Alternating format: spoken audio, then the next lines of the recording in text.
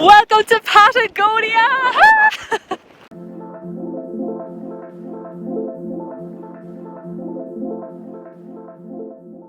Patagonia, a region that I, like many other people on this planet, had dreamed for years about visiting. I pored over articles and documentaries admiring the natural, beautiful diversity and multi-day hikes surrounded by nature.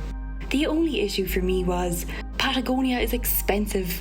When I decided to bite the bullet and finally visit Chile and Argentina, I was adamant that I wanted to hike the W Trek, a well-known multi-day path in Torres del Paine National Park.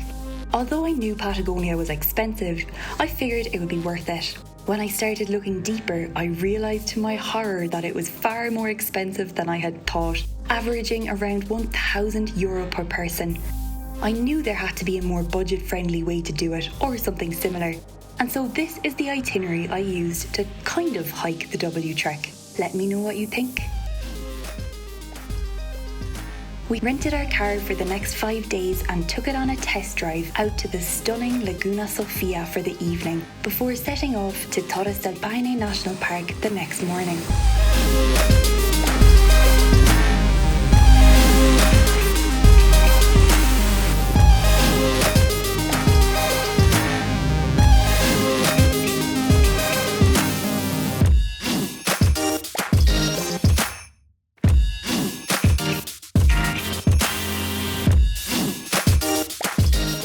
It took us about 2 hours on bumpy roads to arrive to the Serrano access point to the park, and another half an hour from there to our campsite. So we've just arrived to our campsite for the next few nights with our trusty steed. This is Camping Lake Piho, which is the lake here, bright blue, gorgeous lake altogether. There's Aidan moving the table so we can get our tent ready to go. Good man, woo! This is why I have a man. No more solo travel for me when he can do that. I'll drive and he can move tables. We're going to put our tent in here. We got a cooking area, and the background is not too shabby. Yeah, definitely not the worst place I've ever camped.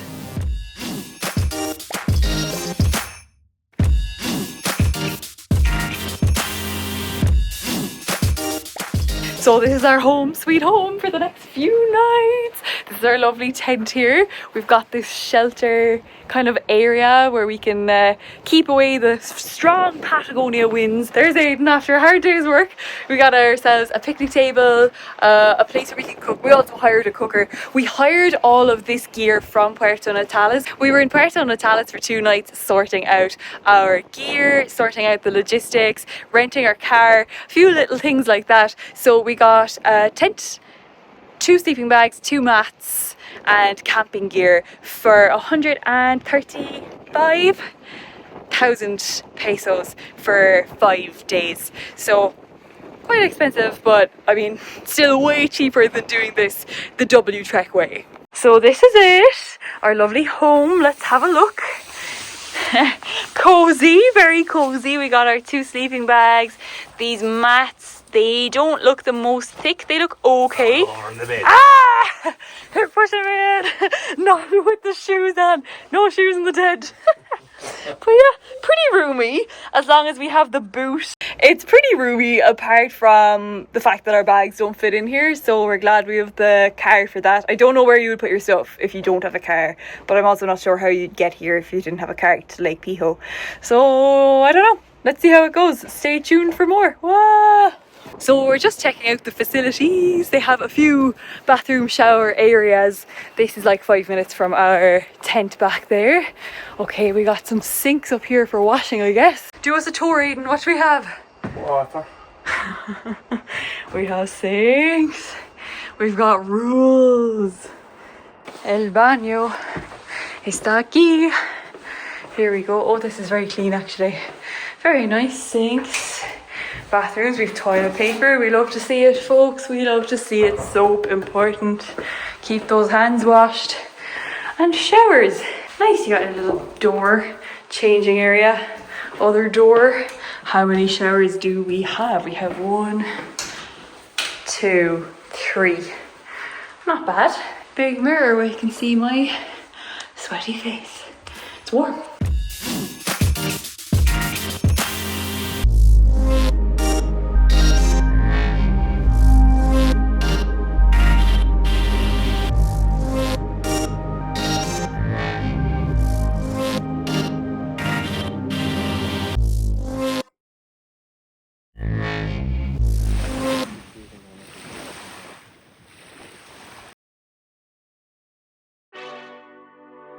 After taking in the exquisite scenery and having our lunch, it was time to hit our first trail.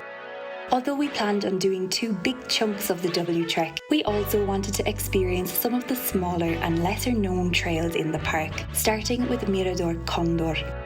Conveniently, the trail for this lookout point started at our campsite.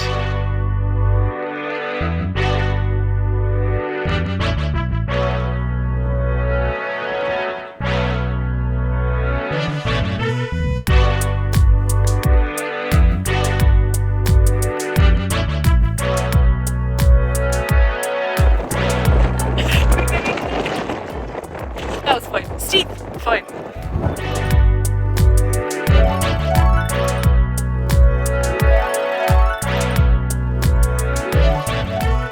One of the most expensive things here in Torres del Paine is the food. So we brought all our own food with us. We rented a camping cooking set type of thing. So today is our first day making the dinner on the stove. We'll see how this long lasts. There are restaurants around the place, especially the refugios and that, where you can eat. There's even one here at our campsite, but I think it's quite expensive and I don't think the food is particularly good. Not that we're cooking anything fancy now, we're going very basic, but here we go. Let's attempt number 1.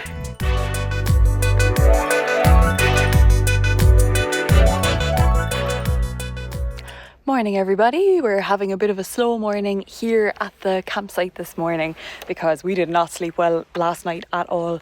Camping is just, it's one of those things. I love it in theory. I love the idea of being out and about and in the wilderness and you wake up and there's the world right there, but jeepers, it's hard on the hips when you're in your 30s, hard on the back.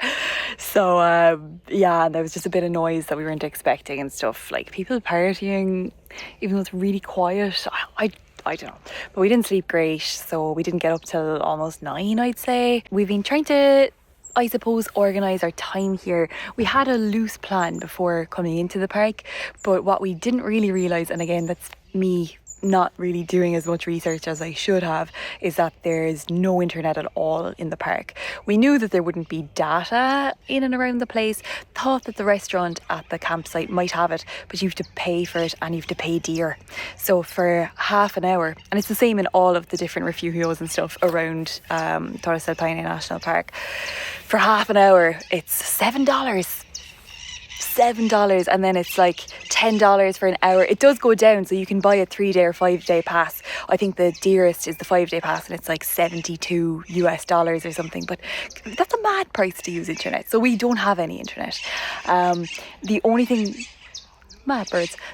we really needed internet for was for booking a boat across this lake to get to the Paine Grande refugio, where you can hike the Frances Trail, part of the W Trek, one of the days.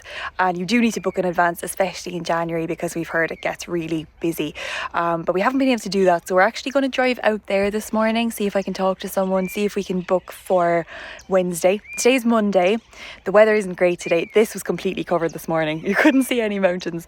But we're then hoping to go to Grey Lake later on. You can drive there, it's about half an hour from here, and just walk for as long as we can, just see what the weather is like, I suppose.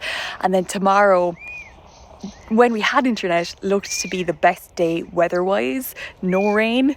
I mean, is there ever no rain in Patagonia? I don't know.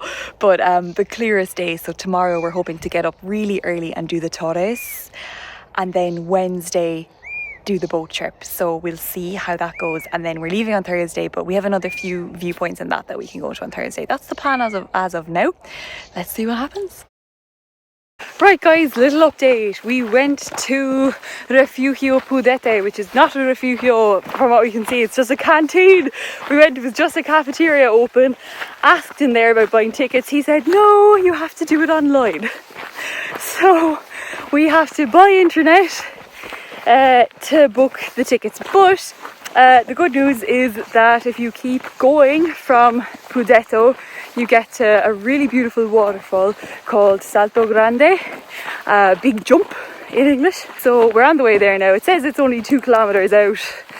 I feel like we've been going a bit longer than that, but it is nice. It's raining. The scenery so far is very like Ireland.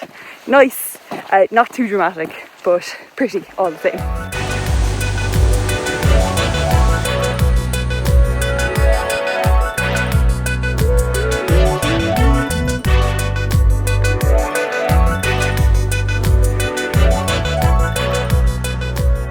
Salto Grande was actually gorgeous in the end, really bright turquoise blue waters.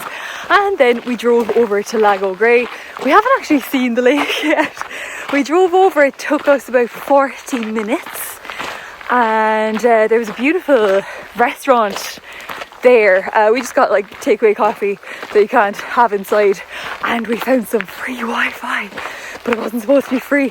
Aidan tried to buy Wi-Fi because we had to try and sort the tickets for the boat, and the machine wasn't working, so it's just been all drama. But the drive here was insane. The water is stunning, the Rio Paine, so turquoise blue. And then we have a 2-hour easy hike called Playa Lago Grey.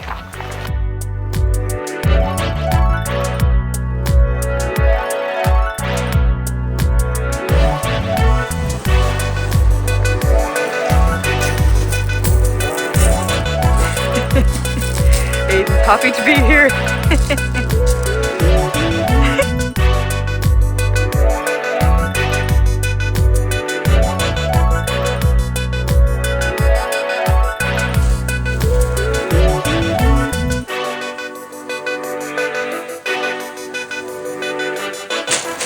It's freezing.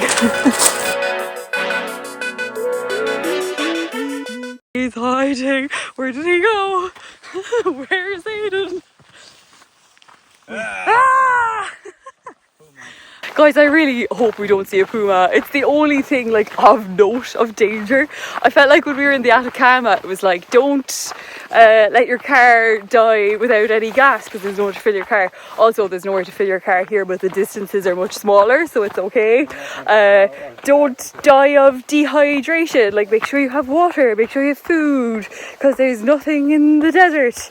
All these crazy animals. And here, it's like, yeah, everything's fine, but pumas could kill you. Also, I hope we don't find a puma.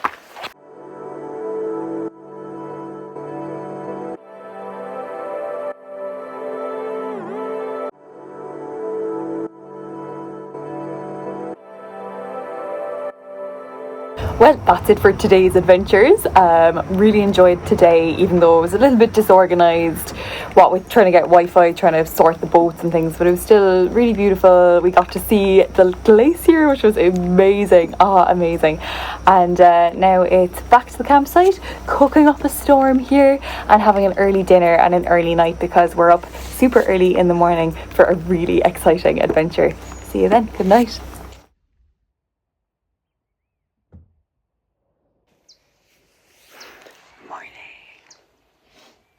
Morning everybody, it's Torres Day, so we're going to hike to the actual Torres of Torres del Paine. It's about 20 to 8 here now, and apparently the coffee place opens at 8 or the trail opens at 8, we're not sure, we're very confused. We tried to get here a bit earlier, but the roads are really bad there. Instead it would take an hour, it took us like an hour and a half to get here, so we're just having a little picnic. The crowds are arriving, all the tour buses in their mini buses seem to be arriving there. It's about an 8-hour hike today to the base of the Torres, and there's a gorgeous glacial blue lake there. The clouds are covering the top of them at the moment, but it's clearer than yesterday and the weather is looking pretty good. The sun, actual sun in Patagonia, so yeah, we'll go off soon and see how it goes. So here we go everybody, we're starting hour 1. We should go this way. Oh yeah.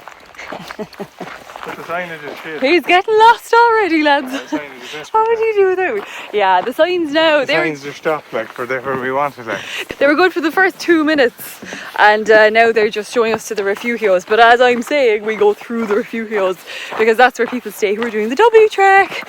But it's really expensive to stay at the refugios. If you want a bed in a hostel dorm, it's $180 a night for this time of year. And the camping, I don't think it's much better. So yeah, do what we did. Whew. Stay at a campsite and drive an hour.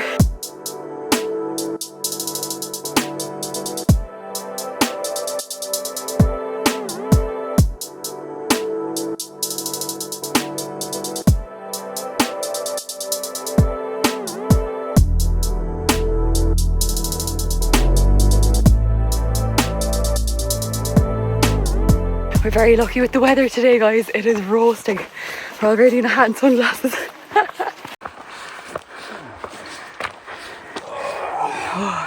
It's done. Oh.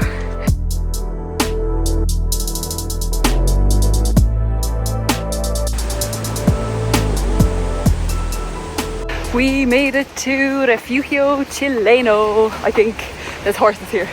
So cute. So this is the first and possibly only refugio on this trail today. I'm not quite sure if we go through Cuernos. I think that might have been a different route. So you can stop off here for food, a rest, refuge, bathrooms I'm guessing. And yeah, the hike's been alright. It was very steep uphill for a lot of that there, and the sun is very strong, but now we're going down again. So we went through a beautiful valley, the windy valley, Valle de los Vientos, and it wasn't windy at all because it's a perfect day. Hopefully it's like this at the top as well.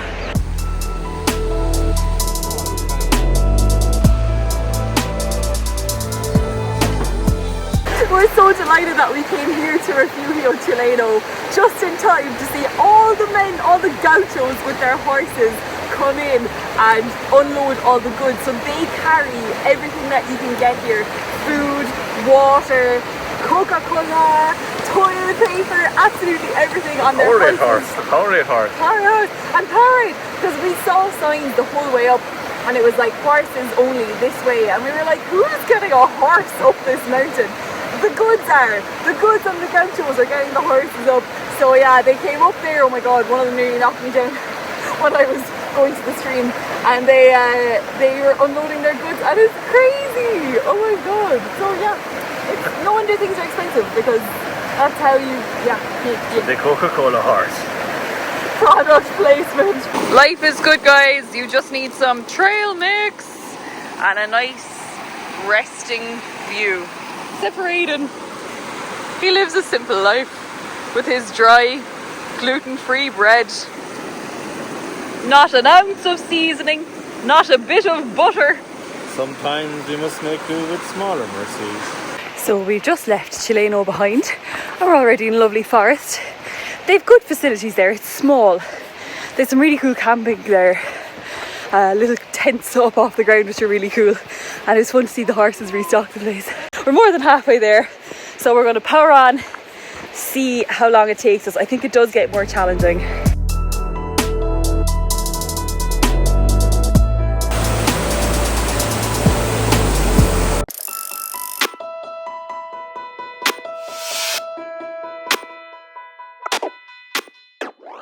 We got to the next stopping point, having a little snack, and then we have an hour, steep hour up there.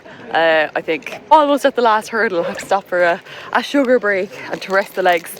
And yeah, this path closes at 3. Just, what time is it now? Quarter to 1 now, so we're going to get a move on.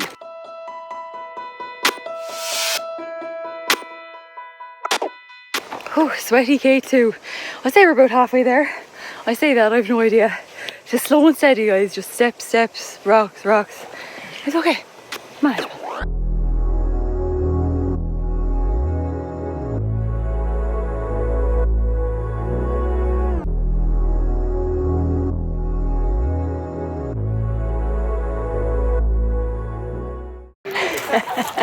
We're here and it's covered in cloud, but the clouds are kind of clearing.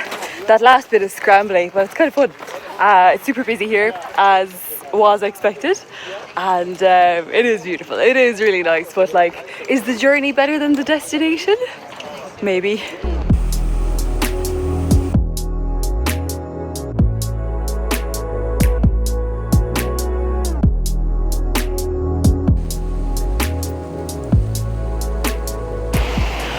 That was stunning. We've been up here for about an hour and a quarter, I think, having our lunch, checking out the Torres. They came out. We got to see them.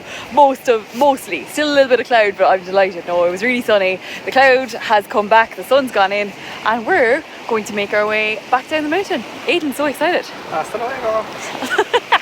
He's Dora the Explorer with his little backpack.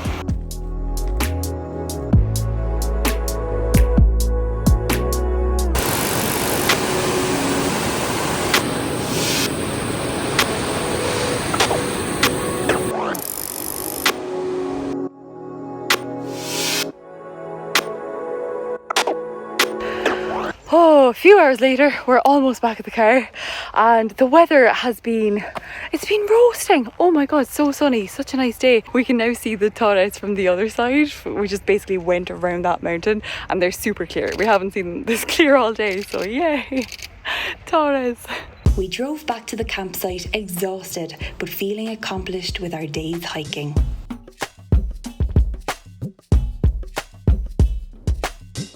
Day 4 today in Torres del Paine National Park, and we're a bit worse for wear. How are you today? Well, sure, I'm alive. Alive. Yes, I'm alive, but in spirit only. My body is dead after yesterday. Guys, we walked 28 kilometers yesterday. We're supposed to, well, we will try to get a boat today from the place we looked at the other day, Refugio Pudete, to Campo Paine Grande, or Refugio Paine Grande, and do the Frances Valley up to definitely Frances, Mirador Frances, maybe Mirador Britannica. That's probably not happening, but Mirador Britannico. But yeah, I have an ongoing knee issue that I was trying to fix, going for physio, going for training before coming here, and I came back with a bang yesterday. Just steep downhill really messes it up, so I'm very slow and in a lot of pain this morning, so I don't know how far I'm going to go. And Aiden's always in pain, aren't you, Aiden? Oh sure, that's it. All some niggle. Yeah, he's got sore hips, sore back, sore rib cage. Yeah. And what else? Just too old for camping, Kate. He's being 30, we're not 30, he's 32 from 31. Being in your 30s is hard. Okay, this car going.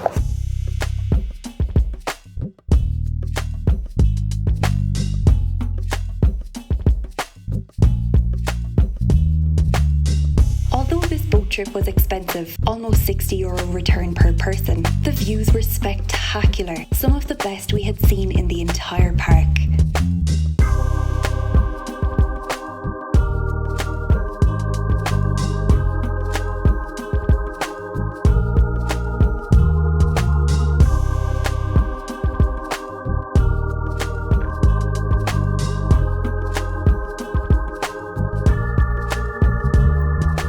We're after a not so quick coffee there now at Refugio Paine Grande. Beautiful morning to sit out, and I mean that's our view, so we were pretty happy to do that.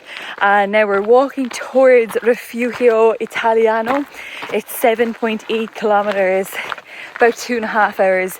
From there then we'll see if we have time to go to the Mirador Frances. I don't know, because I mean 7.8, that plus back again is already, you know, nearly 16 kilometers. So we'll see how we go with all of our ailments, all of our old people ailments. And also we have our boat booked back across Lake Piho again for 6:40, so we have to be back for 10 past 6 anyway.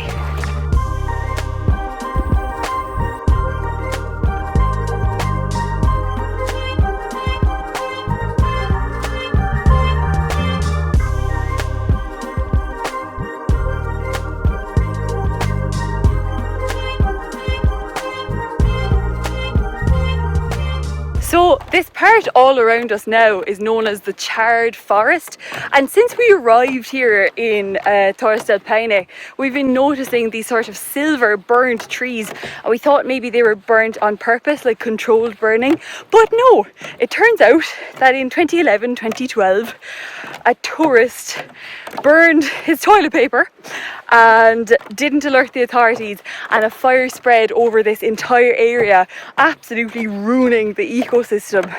So now it's very sort of an eerie look on the environment, and yeah, they're kind of introducing new plants and flowers into the ecosystem again, but I mean it's taken them over 10 years to undo some of the damage. It's crazy. So yeah, be careful with your stuff if you're coming here. Don't burn your toilet paper.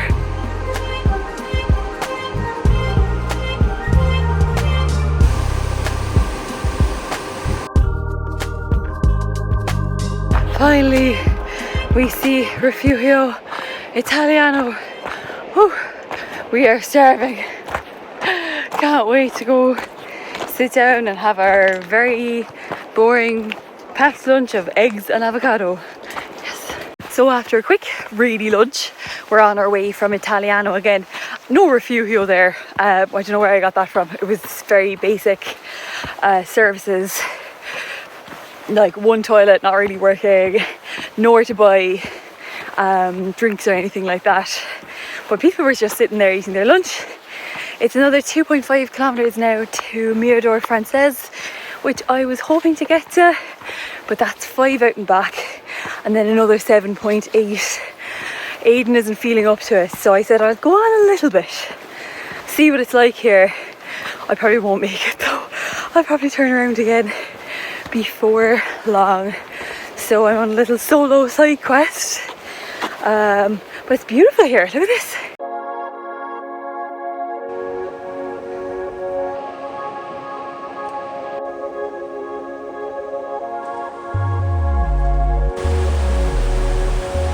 Well, I didn't make it to the top, to Mirador Francés, for a number of reasons, and I'm a little bit annoyed at myself, but I'm also pretty happy with my decision overall. So I did a good chunk of it going uphill. There was scrambling, there was everything, and then I could see, like, around one of the corners just so many more boulders that you were climbing over, and there were just people dotted all the way back. It was super busy, and between the knee and the time and everything, I was like, I know it'll take me longer to come back down, because bending the knee is the problem, downhill is the problem with this situation. And it was just really busy, and the thing is, I could see the amazing glacier right where I was, and then when I turned around I could see the valley perfectly. I could see the lakes, the islands in the distance, all the trees in the valley. It was gorgeous. But I thought to myself, well, if the view is going to be pretty much this, but with a lot of people standing taking photos, why would I spend another, 20 to 30 minutes clambering up and then rushing down, endangering my knee? I just said, no, I'm going to take my time coming down instead. Take it easy, enjoy this beautiful forested walk, nice shady. It's raining again a little bit. And the views were insane, they were gorgeous. I can imagine the top is beautiful, Britannico even more so, but Britannico was never a question for us. We're not fast enough hikers to get the 7.8 kilometers to Italiano. It's another 5.5 to Britannico, so that's 11. Difficulty level is challenging, and then another almost 8 kilometers back before like 6 o'clock. That was never going to happen. And we got the earliest boat, and we're getting the latest boat back, so it's not really possible for a day trip. If you are thinking of doing this, probably you should book Paine Grande camping. And I kind of wish we had done that, but listen, learn from my mistakes. This is life. I took my time enjoying the Francés Valley on the walk back to Refugio Grey, and enjoyed another scenic boat ride and drive back to our campsite.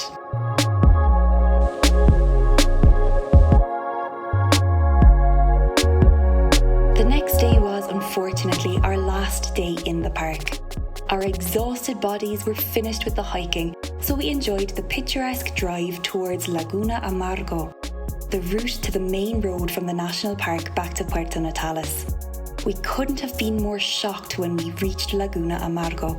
We had possibly left the best till last. The saline lake was dotted with vicuñas, and the entire Torres range was so clearly visible. We spent our time wandering around here, marvelling at our last views of this surreal corner of the world. All in all, we spent close to €500 each for the 5 days in Torres del Paine, half of what the traditional W trek would cost. This is still a hefty price tag, but if Torres del Paine is on your list, hopefully this makes it more achievable. Thanks for watching, and let me know in the comments below what you think of this alternative. See you in the next place.